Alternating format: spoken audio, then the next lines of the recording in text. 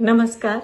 संगीत समाधान में मैं मधु शुक्ला आप सभी का हार्दिक स्वागत करती हूँ। दोस्तों, जैसे कि हमारी सीरीज चल रही है वैदिक कालीन तंत्र वाद्यों के संदर्भ में, जिन्हें कि वीणाएं कहा जाता था, तो आज हम लोग जानते हैं कांड वीणा के बारे में।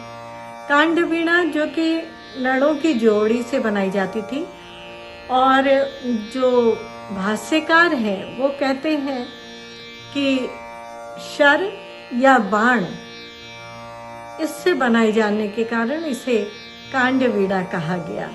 सायण ने अघाटी और घाटालिका वीणा के साथ ही कांड वीणा भी बताया है। कांड संहिता में भी महाव्रत के जो यज्ञ होता था उसमें ये इस वीणा की चर्चा की है। कैतरी संहिता में लिखा है कि जब महाव्रत नामक जब सोम यज्ञ होता है तो उस दिन जो उद्गाता है उसके साथ उसकी पत्नियां, जब उद्गाता जो मंत्र करता है वो जो भद्र नामक साम गाता है, तो उस साम के साथ पत्नियां कांड वीणा बजाकर संगति करती हैं और वो अपने पति को एक तरह से वो उद्गाता का कार्य भी कर रही है। वो स्वरों के माध्यम से गाती हैं, जो मंत्र वो गा रहे हैं वो बजाती हैं। फिर ऐतरेय आरण्यक में भी जो उद्गाता है, जो साम की प्रस्तुति कर रहा है, उसके साथ भी पत्नियों के वीणाओं द्वारा संगत की चर्चा मिलती है।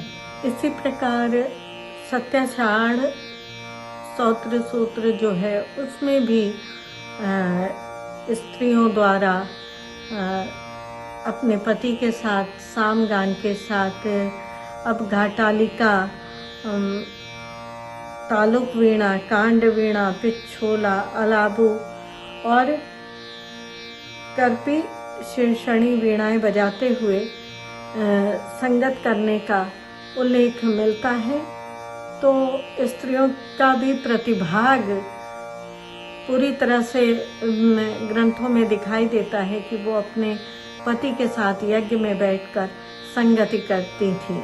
और साथ ही साथ शुक्ल कात्यायन सूत्र में बताया भी है कि इसकी ऊंचाई अधिक होती है, तो स्त्रियों को इस वाद्य को पति के साथ साथ बजाना चाहिए, जिससे कि वो विस्वर ना हो और सुविधाजनक तरीके से बिना थके हुए वो अपने मंत्र का पाठ कर सकता है।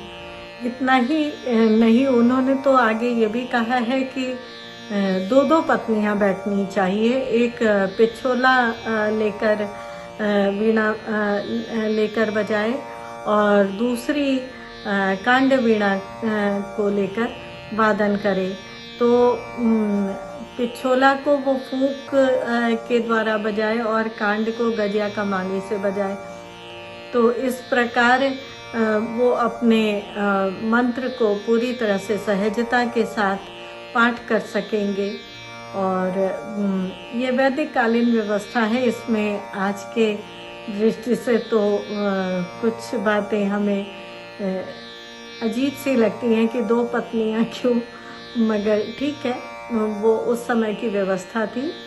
और इस प्रकार से कांड वीणा एक चर्चित वीणा के रूप में हमारी यज्ञ व्यवस्था में उद्गाता के साथ संगति का वाद्य थी। आज के लिए बस इतना ही। अगले अंक में हम किसी और वीणा पर बात करेंगे। नमस्कार।